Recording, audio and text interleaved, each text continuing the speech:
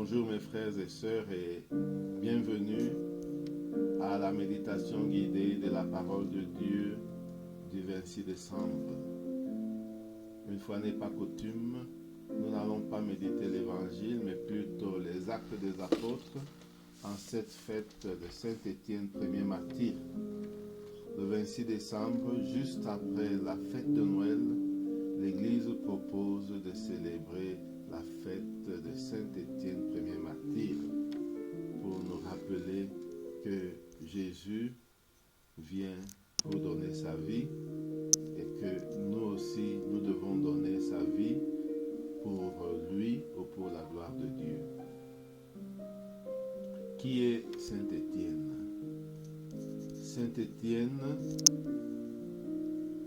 est un juif de langue grecque. Étienne signifie le couronné, Stéphanos. Étienne ou Stéphane, non?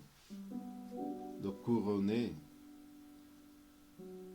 Sa vie se trouve dans les Actes des Apôtres, au chapitre 6 et 9. Étienne fait partie des disciples de Jésus, juifs mais de langue grecque, qui sont choisis par les apôtres pour le service des tables après le conflit entre les veuves de langue grecque et les veuves de langue hébreu. Lors des assemblées de la communauté primitive, Étienne est mis en accusation devant le Sanhédrin. Il témoigne de sa foi en Jésus-Christ dans un long discours. Il est condamné à mort et lapidé en présence d'un jeune homme nommé Saoul, ou Saul, qui est le futur Saint Paul. Étienne meurt en évoquant Jésus comme Seigneur et en pardonnant à ses bourreaux. Sa mort entraîne la dispersion de ses compagnons, une dispersion qui amène la première mission en dehors de Jérusalem. Quant au début du IIe siècle, l'Église établira solidement le système des ministères, des évêques, des prêtres, des diacres. On verra dans Étienne le premier diacre et le récit des Actes au chapitre 6 comme étant celui de l'institution des diacres. La plus ancienne mention d'Étienne en dehors du Nouveau Testament se rencontre dans le traité d'Irénée de Lyon contre les hérésies. Irénée de Lyon dit, et Étienne fut choisi par les apôtres comme le premier diacre, le premier aussi de tous les hommes, et suivit les traces du martyr du Seigneur. Ainsi, vers l'an 190, pour la tradition de l'Église, dont saint Irénée le témoin, Étienne est considéré comme le premier diacre et le premier martyr. Nous allons maintenant écouter la passion d'Étienne ou le martyr d'Étienne aux Actes des Apôtres, dans les Actes des Apôtres, chapitre 6, versets 8 à 10 et chapitre 7, versets 54 à 60.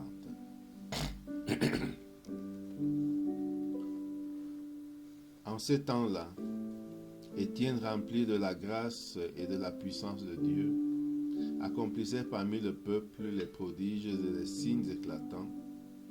Intervinrent alors certains gens de la synagogue, dite des affranchis, ainsi que des Cyrénéens et des Alexandrins, et aussi des gens originaires de Cilicie et de la province d'Asie.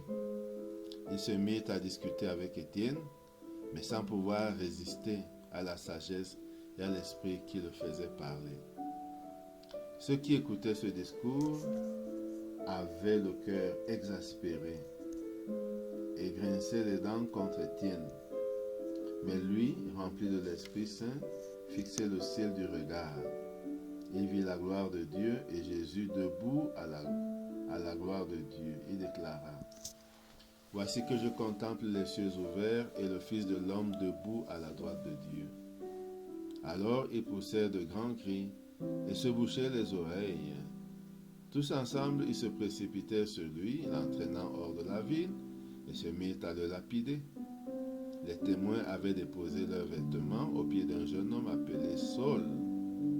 Étienne, pendant qu'on le lapidait, priait ainsi: Seigneur Jésus, reçois mon esprit. Puis, se mettant à genoux, il s'écria d'une voix forte: Seigneur, ne leur compte pas ce péché.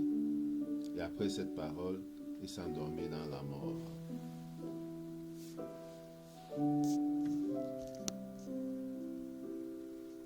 Après ce premier contact avec le texte, entrons maintenant en prière. Au nom du Père et du Fils et du Saint-Esprit. Amen. Prenons conscience que Dieu est présent. Goûtons à cette présence.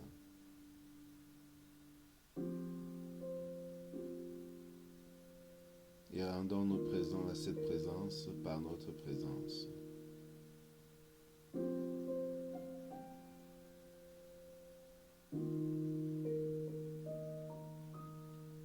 Invoquons à présent l'Esprit Saint, l'Esprit de Dieu, qui reposait sur Jésus et qui reposait sur Étienne.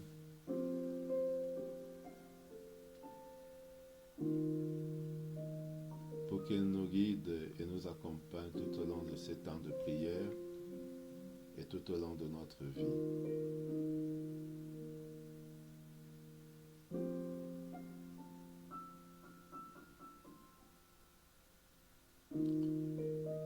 Demandons la grâce du jour, la grâce de l'Esprit Saint, la grâce de nous laisser guider par l'Esprit Saint pour témoigner de Jésus-Christ sans défaillir.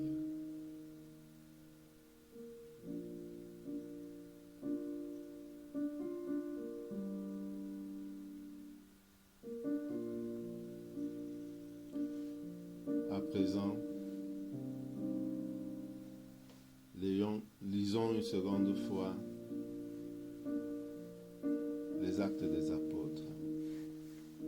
En ces jours-là, Étienne, rempli de la grâce et de la puissance de Dieu, accomplissait parmi le peuple des prodiges et des signes éclatants.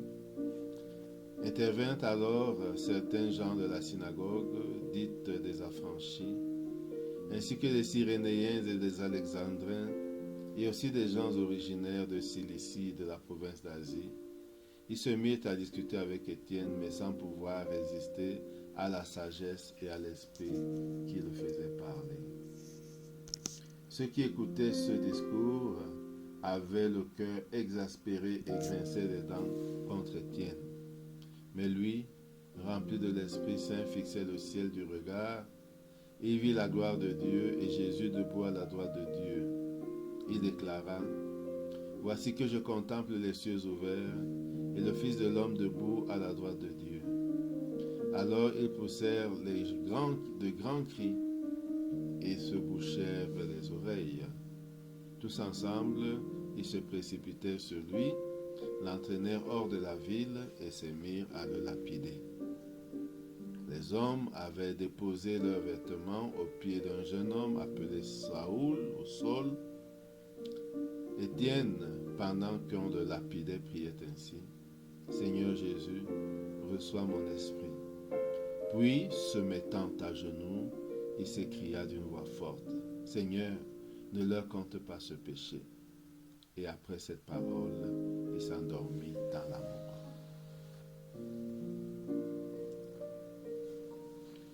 Nous allons imaginer le lieu de la scène.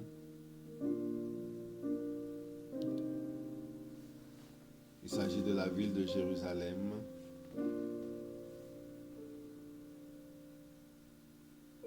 où Étienne vivait. Il s'agit aussi des abords de la ville où Étienne est entraîné pour être lapidé. Pour lapider quelqu'un, on l'amenait hors de la ville.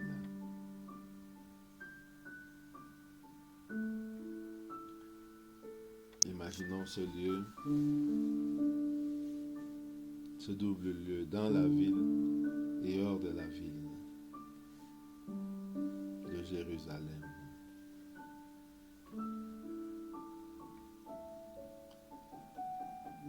Maintenant, regardons la première étape, le premier point, c'est la vie et le témoignage d'Étienne. On nous dit qu'il était rempli de la grâce et de la puissance de Dieu et accomplissait parmi le peuple des prodiges et des signes éclatants. Nous pouvons imaginer Étienne en train d'agir et de proclamer l'évangile de Jésus-Christ. Ressentons la puissance de Dieu en lui qui lui permet de parler et de faire des signes éclatants.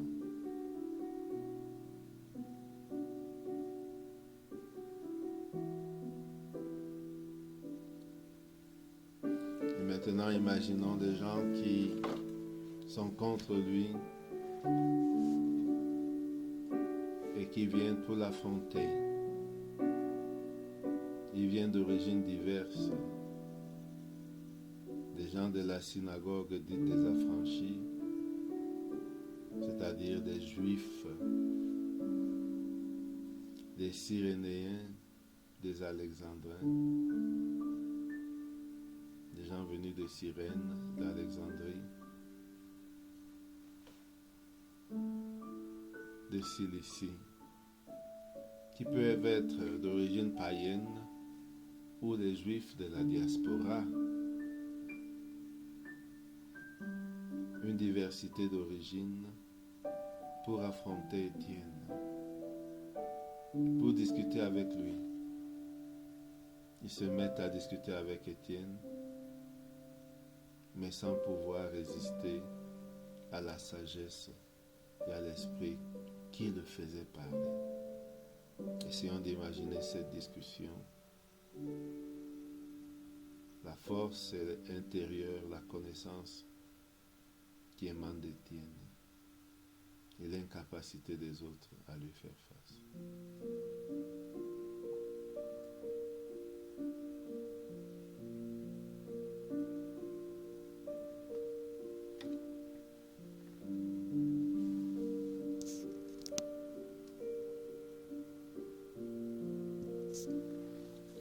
On nous dit dans un second point que ceux qui écoutaient ce discours avaient le cœur exaspéré et grinçaient des dents contre Étienne.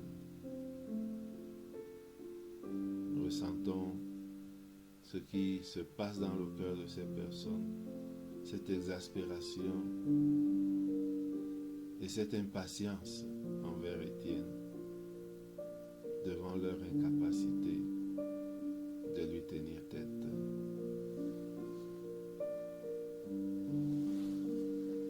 Regardons de nouveau Étienne. On nous dit, mais lui rempli de l'Esprit Saint, fixait le ciel du regard.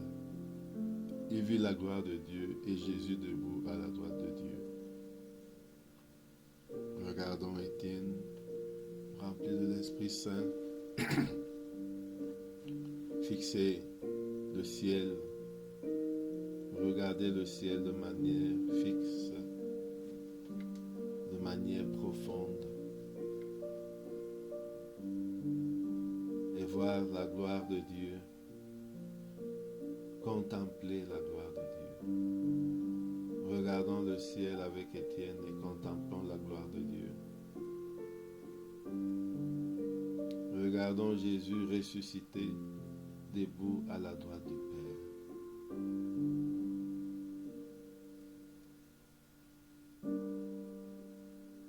Écoutons Étienne qui dit, « Voici que je contemple les cieux ouverts et le Fils de l'homme debout à la droite de Dieu. » Ressentons ce qu'il ressent en disant cela.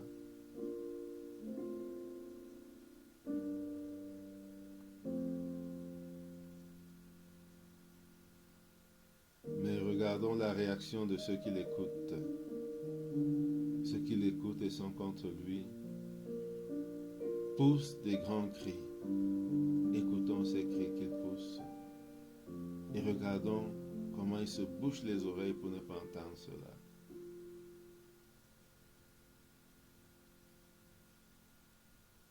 Et voyons comment tous ensemble, ils s'en prennent à Étienne physiquement.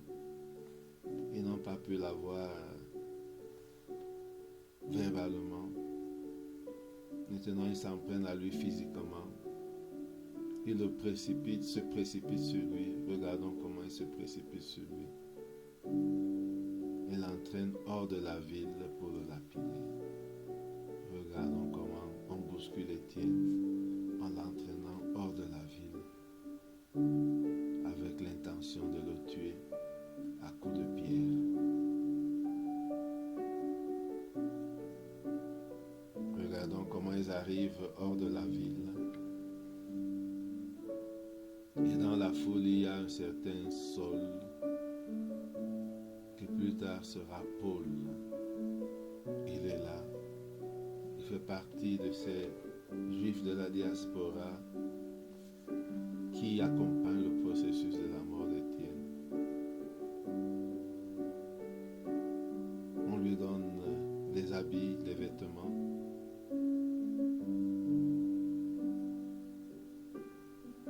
Pendant qu'on s'occupe d'Étienne. Regardons comment on commence à lancer des pierres sur Étienne. Ressentons les coups de pierre qu'il ressent.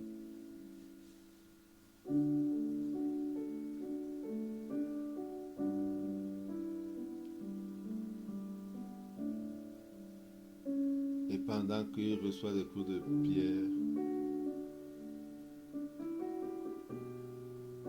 il prie en disant, Seigneur Jésus, reçois mon esprit. Il se dispose à rendre l'âme par la prière.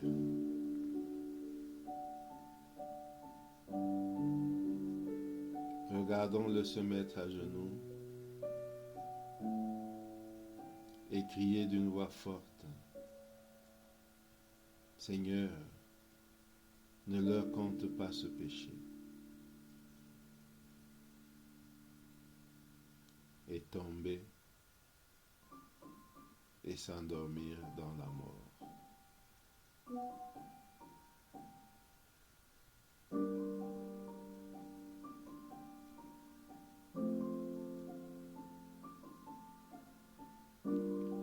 Regardons ceux qui l'ont lapidé et tué.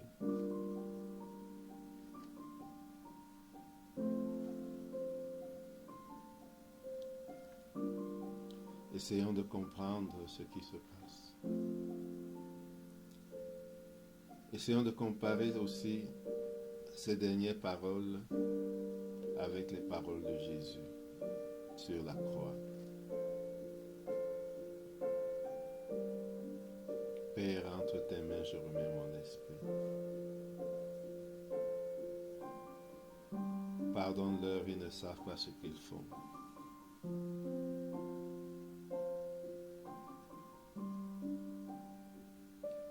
Prenons un temps pour dialoguer avec Dieu sur ce qui nous touche.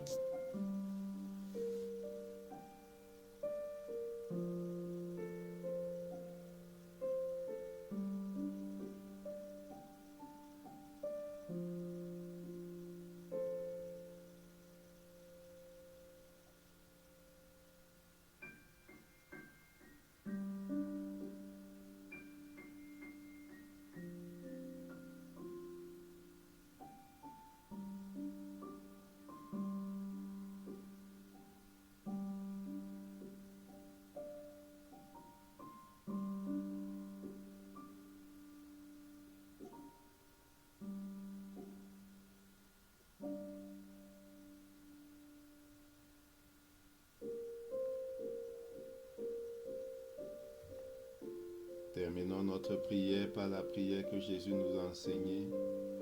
Notre Père qui es aux cieux, que ton nom soit sanctifié, que ton règne vienne, que ta volonté soit faite sur la terre comme au ciel. Donne-nous aujourd'hui notre pain de ce jour. Pardonne-nous nos offenses, laisse pas entrer en tentation, mais délivre-nous du mal. Amen. Au nom du Père, et du Fils, et du Saint-Esprit.